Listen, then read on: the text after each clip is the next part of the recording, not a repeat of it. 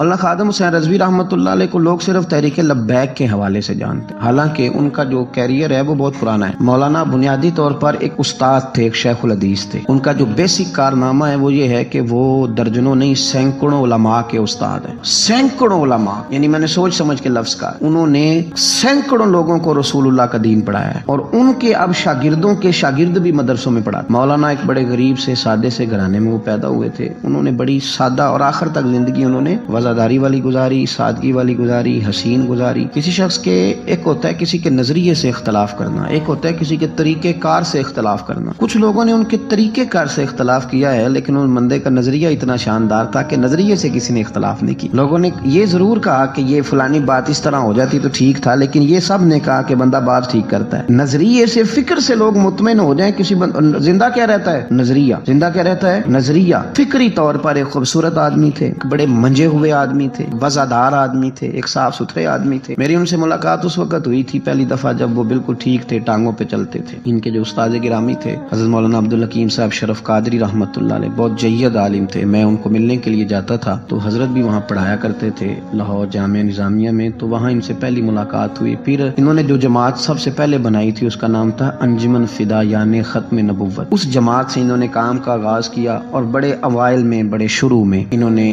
ختم نبوت کے تعلق سے مختصر سے کام کا آغاز کیا، اور بڑی جلدی ان کا کام پھیل گیا۔ مکی پیر مکی دربار میں یہ اوقاف کی مسجد کے سرکاری خطیب تھے، لیکن حضرت ممتاز قادری صاحب رحمۃ اللہ علیہ کی شہادت پہ انہوں نے سرکاری ملازمت چھوڑ دی۔ اس کے بعد انہوں نے بڑی محنت کی، بڑی جد و جہد کی، بڑی کاوش کی، بیمار اور معذور ہونے کے باوجود بڑی کوششیں فرمائیں، اور بڑے نڈر تھے، بڑے بے باک تھے، بڑے خوبصورت تھے۔ سب سے بڑی بات یہ تھی کہ سکہ عالم دین تھے۔ جماعت میں کسی بھی سیاسی جماعت کے پاس اتنا تگڑا بندہ نہیں جس طرح کہ حضرت مولانا خادم حسین رضوی صاحب۔ میری ان سے تسلسل، جیل جانے سے پہلے میں ملا، جیل سے آئے تو پھر ملا۔ میں گرچہ ان کی جماعت میں کبھی شامل نہیں ہوا، لیکن فکری طور پر ان سے جو کہ پہلے کا ایک تعلق تھا، ابھی بھی 24 اکتوبر کو پچھلے مہینے کی جو وہ گجرات جا رہے تھے تو کچھ دیر ہمارے پاس رکے، اور دیر تک وہ باتیں کرتے رہے، اور دیر تک ان کی میں باتیں سنتا رہا۔ پھر وہ مجھ سے کچھ سوالات پوچھتے رہے، میں ان کے جواب دیتا رہا۔ پھر اچانک جو ہے وہ کچھ دن پہلے خبر ملی کہ ان کا طبیعت ان کی بڑی علیل ہے۔ میں نے تیمارداری کے لیے کچھ ان کے جو قریبی لوگ تھے ان سے رابطہ کیا، بتایا کہ آپ ٹھیک ہیں، آپ تھوڑے بیمار ہیں۔ پھر کل اللہ تبارک و تعالیٰ کا فیصلہ ہے، قدرت آئے، اور تیزی کے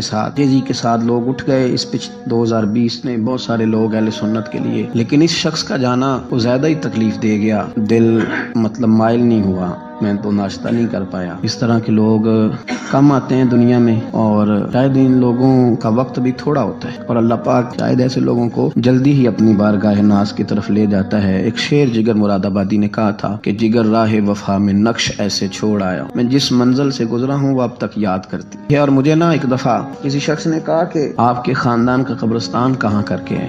لوگ لکھنے والے جو لوگ ہوتے ہیں وہ پوچھتے رہتے ہیں کہ اس بندے نے کیا وصیت کی ہے، تحریری والے لوگ۔ تو میں نے انہیں کہا کہ قبر بھی بانی جائے گی۔ تو مجھے کہنے لگے کہ کس طرح کر کے پتہ چلے گا؟ تو میں نے کہا تے اکھاں جدوں میٹیاں تے پھر زمانہ مینوں روے گا، اپنا تے اپنا بیگانہ مینوں روے گا، تے جدوں نہ میں دسیا میں خارا نوں میں خانے وچ، پھر جام ٹوٹ جان گے میں خانہ مینوں روے گا۔ کئی لوک لوک رون گے تے کئی بک بک رون گے۔